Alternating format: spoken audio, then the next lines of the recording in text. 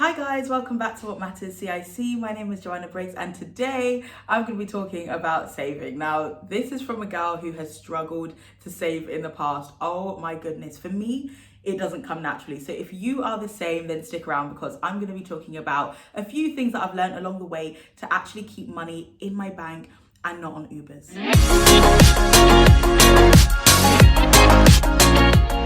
When I think about saving, I have such a rocky relationship with it. I mean, I like to go out, I like really nice things, and it was only fairly recently did I actually start to think, and when I say recently, I mean like the last few years, start to think I actually have to get serious because I'm getting older and it's not cute having £100 to last me for a whole week until the next payday. And though it's a really useful skill to have, one that you often develop at university, but you know, it's just not sustainable. And when I started to realize actually this isn't the life that I want to live, I started to become quite intentional in the way that I wanted to save.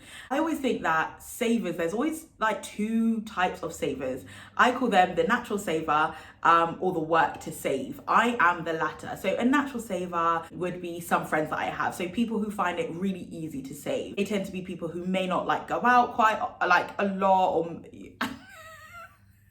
I feel bad saying that because it's not to say that they just don't have a social life. They obviously do, but it's just to say that it's not a priority. They are quite happy to prioritize saving and their long-term goals over immediate like desires or wants to go out and see friends and whatever. Then we have the work to save, which is me, someone who actually has to put measures in place to make sure there is money at the end of the month. Someone who has to be quite intentional with the way that they save, have accountability partners telling people, guys, sorry, you can't see me here, or when I'm going out, please make sure I go to the bus stop or the train station instead of booking an Uber. But both of them, can be really sustainable and really fruitful because ultimately your goal is to actually have money at the end of the month. However you get there is totally up to you. But for me and my house, I weren't doing it for a really long time. One of the best things about not being an innate saver is that you have to be really intentional with why you're spending the way that you are, what you're spending it on, or why you can't actually reach your financial goals. And that's the journey that I actually went on, and it saved me so much more than the actual finances themselves. It really allowed me to understand what kind of spender I was, why I have those habits, why I keep going back to them and actually, dig deep. So because I've gone on that journey, I actually was able to create some practical steps to get me to where I am today. And that's what I want to share with you. So if you are someone who you think would find this helpful or useful, then grab a drink, grab a notepad and pen, because I'm about to give you a few tips and tricks that I learned along the way. One thing that I absolutely hated when being on my saving journey was people just chucking out, just be disciplined. Because first of all, that suggests that you're not disciplined, full stop, rather than it being you're just not disciplined with your money or whatever it is. But also it just makes it sound so easy, but clearly you know that you're struggling with this. It's kind of like, oh, well, if I just have to be disciplined, then let me just do it and see where it takes me. But what I realize is there are actually deep rooted issues oftentimes when it just comes to spenders. I know I had that. I've always really liked nice things. I've always really liked going to nice places. But the question is, but who are you doing it for? As in, do you really have to go to these really fancy restaurants, 4 weekends a month, all the time, spending or racking up a bill and not really checking your bank statements? And I know that's not always the case for everyone. Some people really do have good intentions, and I also went through that phase as well. I would print out my bank statements and I would go through with a highlighter. And I'd be like, Uber, bowl, restaurants. Guys, it was actually so sad. But that brings me to my first point, habits. Guys, habits are they're killers, especially if they're not good ones. Oh my goodness. Out of you watching this video, if you are the type of person who when Uber first came out, you were like, oh yeah, I'm just gonna use it with the codes, I'm just gonna use it until those codes finish up and then I'm gonna delete the app. Say I. And do it with your chest. Comment below. Comment below if that was you, because that was me. And lo and behold, I'm a platinum member. I know I'm a platinum member. Sorry, Uber, why is there not a membership? In all seriousness, habits like that, you know, we've all heard that Starbucks analogy. Spending a fiver on a Starbucks can actually go to, you know, something more worthwhile. And when you start to add them up, it actually becomes ridiculous. I haven't gone through and added up my Uber account, for example, but you know, that is just not a number that I don't want to look at. So make sure you are spending some time looking at what your habits are. You will most likely find that there are habits that you can totally cut out. And I am pleased to say that one habit that I have actually cut down on is my Uber intake. Lol, I sound like an absolute druggie.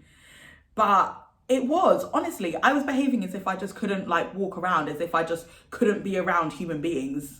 Like, it was just crazy.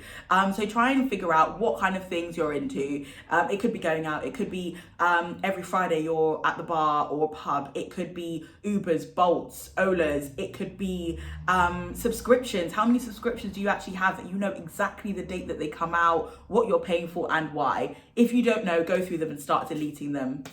Get rid.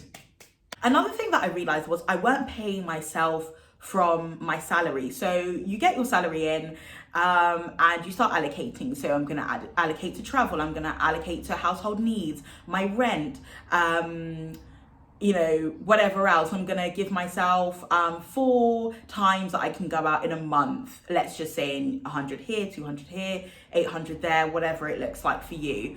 But I weren't actually allocating money to myself. So what ended up happening was I would put down a set amount of money to everything else. And then I would just say, oh, so the rest is just for me to play with. That was it. And what that does or what that doesn't do is actually limit what you're doing within that month, and it just kind of gives you free reign. But what could end up happening if you are already someone who enjoys spending, enjoys going out, doesn't really look at their bank statements as often as they should, you can end up on a spiral because you're just looking at this lump sum of money, let's say £500 to last you for the rest of your month after you've paid for things that you need to pay for, and it looks like a lot. So £20 here, £20 there, £50 here doesn't feel like a lot until you're down to your last 100, but you have 2 more weeks until next payday. That's not the look I was looking for, but yeah, that's what I found myself doing quite a lot of the time. Last thing I realized I was doing was actually spending from loads of different cards. I didn't want to face my spending habit on one card, so I just start using another and another until all of them had no money in it. That once again weren't a cute look, and it's just not sustainable, and it just ends up keeping you like in this really bad cycle. You feel really crap, you're getting older, but you don't really have much to show for it. You're just annoyed and frustrated with yourself. And at least that's how I felt. So the long and short of it is, to round up, it is number 1, think about your habits. Where are you actually putting your money and why are you spending on it? You know, something that would be really beneficial is like really like doing some soul searching and finding out where did this come from and all of this stuff. And not to sound too psychological, but oftentimes it does stem from somewhere. So be really reflective. Go through your bank statements, or just, you know, have a chat with yourself. I don't actually have to go out 4 times a month. I'm going to try 3 this month. I don't actually have to get an Uber there and back. I'm just going to start doing 1. So either I'm going to choose go there in an Uber or come back. Think about things like that, and slowly that becomes a habit, and then you can constantly be on review until you actually cut it out, if those are the steps you can take. If you can just cut it out and just be really firm with yourself, then do that as well. Number 2, make sure you pay yourself. Every time you get a salary, put some money aside for yourself. So that is your play for money, and then the rest can actually go into savings once you've allocated all your money towards bills and essentials, basically. You never want to eat into that. And number 3, do not spend from loads of different accounts. I know easier said than done. Once again, it has to be a habit. You have to be intentional. You have to really want it. But make sure, even if it is putting all the money that you've paid yourself into one card, I think Monzo, Sterling, cards like that are really good to use in that way. And just say, this is the card that I spend from whenever I go out for the month. This is it. The rest is going to stay in whatever other accounts that you have. And like I said, I absolutely hated when people just used the discipline term and like didn't really give any practical advice. But I think with the things that I've given you today, plus discipline, that is where you will really see results. So If you are struggling, tell a friend, tell a flatmate, tell your mum and dad, tell a cousin.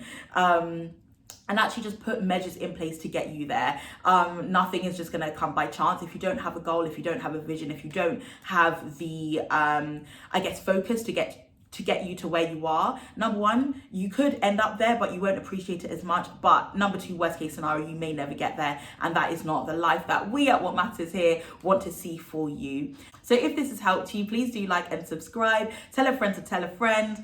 Thank you so much for watching, and we will see you on the next one. Bye for now.